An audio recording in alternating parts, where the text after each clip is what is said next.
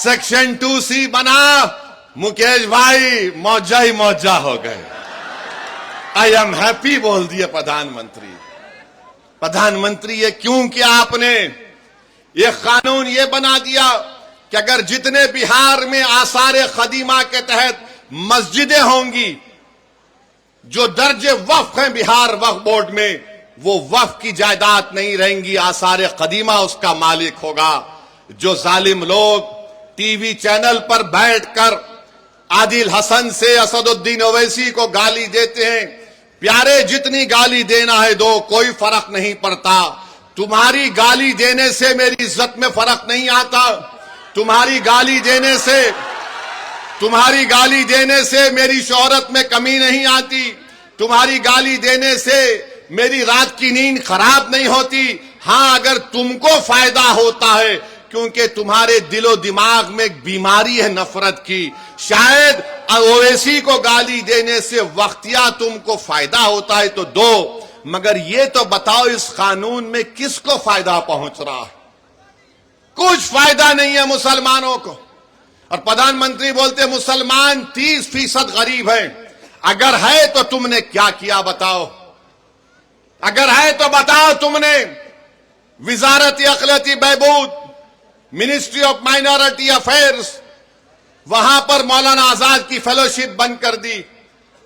जो अक़लियतों के बच्चे जिसमें मुसलमान, सिख, ईसाई, बौद्ध और जैन धर्म के हैं, जो पीएचडी कर रहे हैं, उनको पैसे नहीं देगी सरकार, तो गरीबी आएगी नहीं आएगी?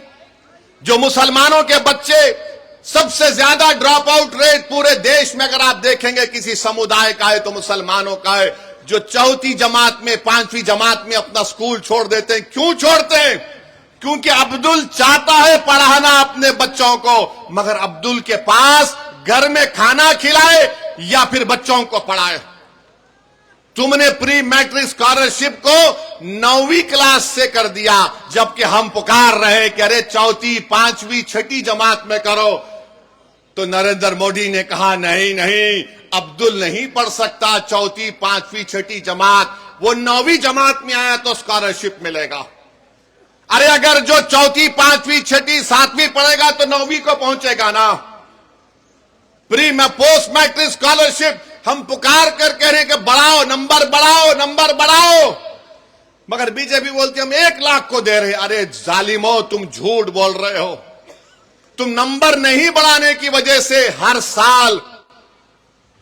साल डिग्री में हमारे कम से कम 5 लाख बच्चे स्कॉलरशिप से महरूम हो जाते, और बढ़ाने के लिए सिर्फ 1000 करोड़ की जरूरत है, 1500 करोड़। मगर मोदी ने बोलेंगे अब्दुल पंक्चर बनाता है। मोदी जी, दलील देकर कह रहा हूं, झूठ नहीं बोल रहा हूं, आप मेरे दलील का जवाब नहीं दे पाओगे। अरे अब्दुल अगर गरीब है तो हुकूमतों ने हमको गरीब बना दिया। अब्दुल अगर पंक्चर की दुकान पर काम कर रहा है तो किसी हद तक अब्दुल के बाप की भी जिम्मेदारी है, क्योंकि अब्दुल के बाप ने समझा ये सामाजिक इंसाफ की बात कर रहे हैं, ये सेकुलरिज्म की बात कर रहे हैं। हमने सबका साथ दिया, कभी सामाजिक न्याय पर दिया, तो कभी यादव मुसलमान इत्तेहाद के नाम पर दिया, तो कभी हिंदू मुस्लिम इत्तेहाद के नाम पर दिया। जिसको हमने वोट दिया वो मोटा हो गया, वो महल में जाकर बैठ गया, और जिसने उनको वोट डाला गरीबी उसका मुकद्दर बन के रह गया। तो अब आपको सोचना है कि आप किस तरीके से फैसला लेंगे। हम आपके सामने ये बोलने आए हैं कि भाजपा भी जिम्मेदार है अगर अब्दुल जिम्मेदार गरीब है तो। और बीजेपी अपने पैम्फलेट में कहती है कि 70% वक्फ की जायदाद पर कब्जा हो गया, तो तुम कब्जा कैसे निकालोगे?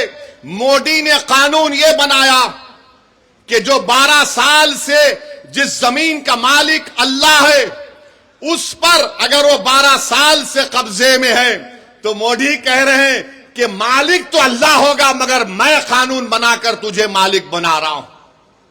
वो 70% अगर जायदादों पर वक्फ की जमीन पर कब्जा हुआ है, तो सब लैंड ग्रैबर, खाबिजीन उसके मालिक बना दिया आपने। बताओ फिर क्या होगा?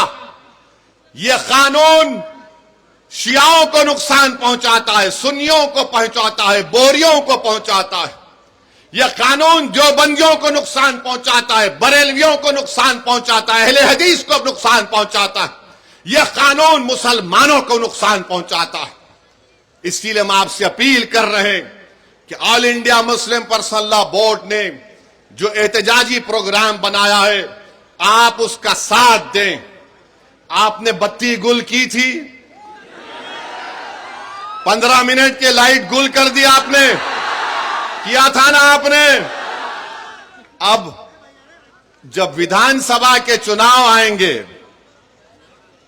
जब विधानसभा के चुनाव आएंगे, 20 साल आपने नीतीश को वोट दिया, 15 साल आपने लालू को वोट दिया। क्या हासिल हुआ आपको बताओ? पढ़ाई के लिए बिहार से बाहर जाना पड़ता, नौकरी के लिए बिहार से बाहर जाना पड़ता। मुझे माफ कर दीजिए अगर मैं जो अब कहने वाला हूं, आपका हाल ऐसा है कि सिर्फ मनी ऑर्डर पर आपका घर चलता है। मनी ऑर्डर पर हमारा घर चलता है बिहार में। ये 20 साल और ये 15 साल राजनीति करने वालों ने हाल हमारा कर दिया है। तो जब चुनाव आएंगे तो 15 मिनट के लिए बत्ती गुल नहीं करना, पूरे 5 साल के लिए बीजेपी के, नीतीश की और राजद की बत्ती गुल करना पड़ेगा आपको। आप करेंगे ना? कहीं जज्बात में आके हाथ तो नहीं उठा रहे? अगर आप वादा कर रहे हैं बत्ती गुल करेंगे इन लोगों की, तो मैं ढाका की जनता को खुशखबरी दे रहा हूं कि हमने हमारे भाई राणा रंजीत को यहां से अपना उम्मीदवार बनाने का ऐलान कर रहे हैं। तो अब यह आपकी जिम्मेदारी है मेरे भाई कि आप राणा रंजीत को यहां से अपना नया विधायक बनाएंगे इंशाअल्लाह ताला। बहादुरगंज से तौसीफ आलम को इंशाअल्लाह बनाएंगे और अख्तरुल ईमान को कामयाब करेंगे अपनी विधानसभा से। अब याद रखिए कि एक अख्तरुल ईमान विधानसभा में जाते हैं। आप बैठो अभी। एक अख्तरुल ईमान विधानसभा को जाते हैं, अख्तरुल ईमान को 2 मिनट का टाइम स्पीकर देता है और 2 मिनट में अख्तरुल ईमान सबको परेशान कर देते हैं। तो इंशाअल्लाह ताला अगर हम मुत्तहदा तौर पर अपने वोट का इस्तेमाल करेंगे तो अख्तरुल ईमान का बाजू नहीं बल्कि बिहार के गरीब और मजलूम अवाम का बाजू तौसीफ आलम और हमारा राणा बनेगा इंशाअल्लाह ताला। तो मेरे अजीज दोस्तों और बुजुर्गों, मुत्तहदा तौर पर अपने वोट का इस्तेमाल करिए। अब बहुत हो गया, ये हर बार चुनाव आता तो इनको एक ही चीज नजर आती, ओवैसी बी टीम है, ओवैसी बी टीम है, ओवैसी वोट काटने के लिए आया है। अरे तुम याद रखो, जब तक अल्लाह मुझे जिंदा रखेगा मैं तुम्हारी नाक में और दिमाग में दम करके रखूंगा इंशाअल्लाह ताला। तुम जितना बोलते बोल लो, मगर लालू जी आपके 15 साल हमको क्या मिला बताओ?